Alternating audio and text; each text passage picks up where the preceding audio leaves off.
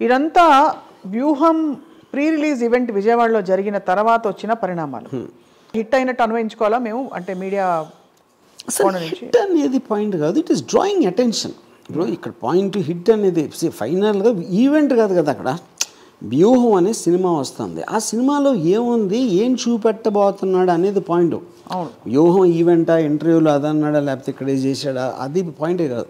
ఇది వాళ్ళ కన్సర్న్ నేను చెప్పేది. అవును, అప్పుడు మీరు కోర్టుకి వెళ్ళి సెన్సార్ బోర్డ్ సర్టిఫికేట్ రివోక్ చేయమని చెప్పి, లేకపోతే ఇంకోటి ఏదో చెప్పి, ఇవన్నీ కూడా ఫస్ట్ ఆఫ్ ఆల్ సినిమాలో ఏముంటుందని ఎవరైనా ఎక్స్పెక్ట్ చేస్తారు? అంతే, which is the bigger question. ఇప్పుడు సింపుల్ థింగ్, మనం ఎవరైనా సరే మనం పొద్దున్న నోరిప్పితే మనం ఒక ఒపీనియన్ చెప్తాం, ఒక స్పెక్యులేషన్ చేస్తాం, ఒక దాన్ని డిఫెండ్ చేస్తాం, ఒక దాన్ని ఒఫెన్సివ్గా చెప్తాం, ఎవరినో ఏదో convince. Whole point of communication is only that. అది భార్యాభర్తల మధ్య, ఫ్యామిలీ మెంబర్సా, ఎంప్లాయీసా, కలీగ్సా, పొలిటికల్ పార్టీసా, ఎవరన్నా చేసేది అదే. ఇన్ని కథలు వస్తాయి సినిమాలు, అన్ని ఏంటి, క్యారెక్టర్స్ కాన్ఫ్లిక్ట్ ఉంటాయి. సో రియల్ లైఫ్ ఆస్పెక్ట్లో కూడా అది ఉంటుంది. సో దాంట్లో నేను ఒక పొలిటికల్ ఫిగర్స్ మీద తీశాను. పొలిటికల్ ఫిగర్స్ మీద ఎవరు ఏం చేస్తున్నారు, లోకేష్ ఉన్నాడు, జగన్ సైకో అంటాడు, సైకో జగన్ అంటాడు, బాబాయిని చంపేశాడు అంటాడు, లేకపోతే ఇదే ఏదో మొత్తం ఆంధ్రప్రదేశ్ ఇలా చేసాడు, క్రైమ్, ఇది క్రిమినల్ క్రైమ్ ఆంధ్ర అంటాడు. ఇవన్నీ ఏంటి, ఎలిగేషన్స్. అవును, దానికి జీరో ప్రూఫ్ అతని దగ్గర. అవును, లేకపోతే ఎర్ర బుక్ ఉంది, ఆడి పేరు రాసా, వీడి పేరు రాసా అంటాడు. అవును. ఇప్పుడు దానికి నేను ఒపీనియన్ చెప్పడానికి, ఇంకోళ్ళు ఎవరో చెప్పడానికి ఏంటి తేడా?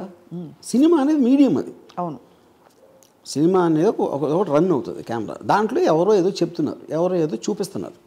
ఎగ్జాక్ట్లీ వాళ్ళు చేసేది అదే, యూనో. సో ఇప్పుడు ఆర్టికల్ 19లో freedom of expression, freedom of speech, ఆ కాంటెక్స్ట్ ఏంటది? It is one person is having an opinion about what's happening, that's a legally protected right. అది కరెక్ట్. ఓకే, అప్పుడు దాని బేసిస్ మీద వీళ్ళందరూ బతికేది. అవును, పాలిటీషియన్స్ మాట్లాడితే చంపేస్తే అది చెప్పేది కూడా దాని మూలనే. మీకు అప్పుడు ఇలాంటి ఫిజికల్ థ్రెట్ ఇస్తే జైల్లో పడేస్తారని చెప్తారు ఎవరైనా? ఇంపాసిబుల్ చెప్పటం.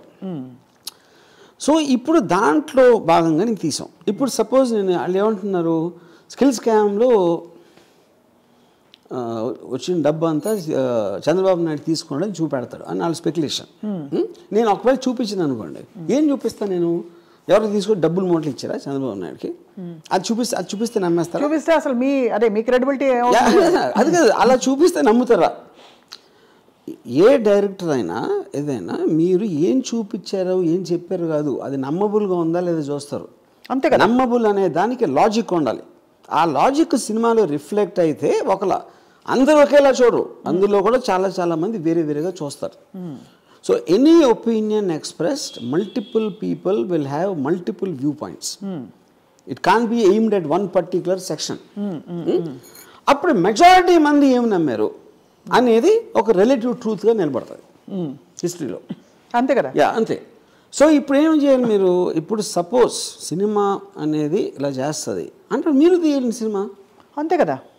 మీరు ఇప్పుడు రేపు సినిమా తీసి జగన్నే గోడ దూకోసి వచ్చి బాబాయిని హత్య చేసాడని చూపించాడు అనుకోండి, అది నమ్ముతారు ఎవరైనా? అంతే. నేను అదే అంటున్నా. సో బేసిక్గా ఇట్ ఈజ్ అంటే ఒక అంటే వాళ్ళకు కూడా ఖచ్చితమైన అండర్స్టాండింగ్ ఎందుకు లేదంటే, వ్యూహం సినిమాలో ఒక యూనిక్ పాయింట్ అండి, ఎంతవరకు వరల్డ్ హిస్టరీలో కంటెంపరీ ఇప్పుడు జరుగుతున్న దాని మీద ఒక సినిమా రాలేదు.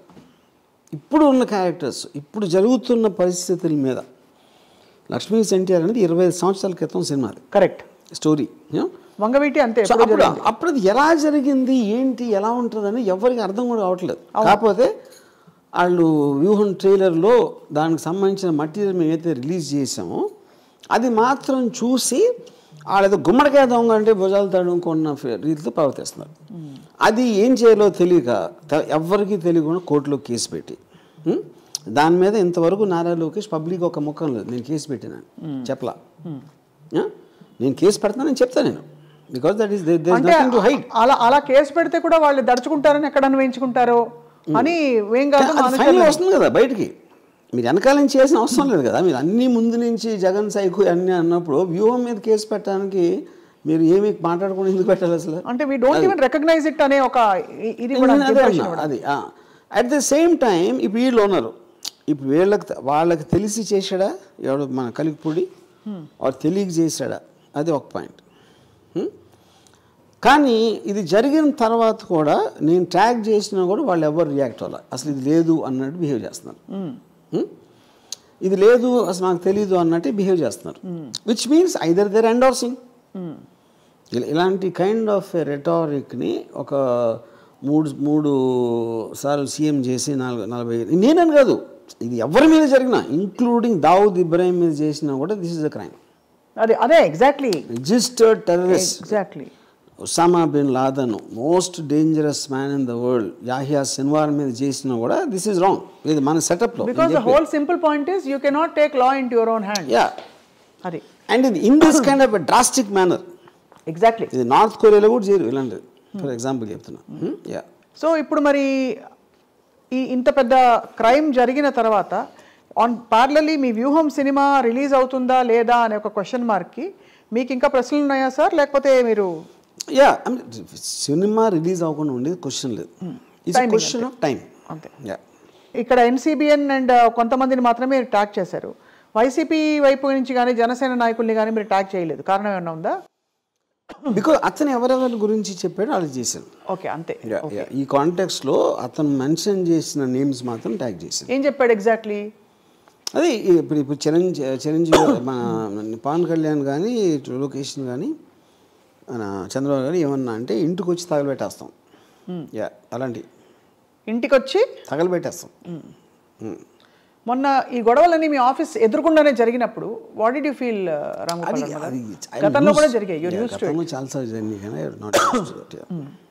నౌ వెన్ యూ వాళ్ళందరూ కూడా నేను చెప్పినట్టు యూట్యూబ్ వాళ్ళు they just want to have one video and ఈ వీడియో అక్కడ పంపుతారు, వీడియో తీసి పంపి వాళ్ళు ఏమన్నా కొంచెం ఇంట్రెస్ట్ చూపెట్టి 10 వరకు పంపిస్తే they might again start doing that. అది ఇంతకీ ఇతను నాకు తెలిసి ఉపాధ్యాయ వృత్తిలో ఉన్నట్ట. Yeah, I heard is some IAS coach, IAS academy ఏదో నడుపుతున్నాడు, కోచింగ్ సెంటర్. ఇంకా స్టూడెంట్స్ కర్మ, ఇంకేం చేస్తాం. అదే ఫీలింగ్ సాడ్ ఫర్ దెమ్. అంటే కాదు, అతని దగ్గర the reason I mentioned that నేర్చుకుంటే the reason I mentioned that is that మనకు అందరికీ రకరకాల ఎమోషన్స్ రావచ్చు ఏదో టైంలో, అది బట్ దాన్ని రెగ్యులేట్ చేసి దానికి ఒక ఫిల్టర్ పెట్టి we have a code of conduct in society. వాటిని కూడా పక్కన తోసేసి ఒక వ్యక్తి దూసుకొచ్చి ₹1 కోటి ఇస్తాను వీళ్ళు ఎవరు కోటేశ్వరుడు అడిగా అనుకోండి, ఇట్ జస్ట్ షోస్ అక్టర్. అంటే ఐఏఎస్ కోచింగ్ ఇస్తున్న ఆయనకి చట్టం కూడా తెలిసి ఉండాలి. పోనీ ఏదో ఎమోషన్లో అనేసారా కాదు, చట్టం తెలిసిన ఒక వ్యక్తి, ఉపాధ్యాయ వృత్తిలో ఉండే ఒక వ్యక్తి ఎంత పొలిటికల్ లాయల్టీస్ ఉన్నా కూడా ఇంకొక మనిషిని చంపిస్తాను అని అనడం అన్నది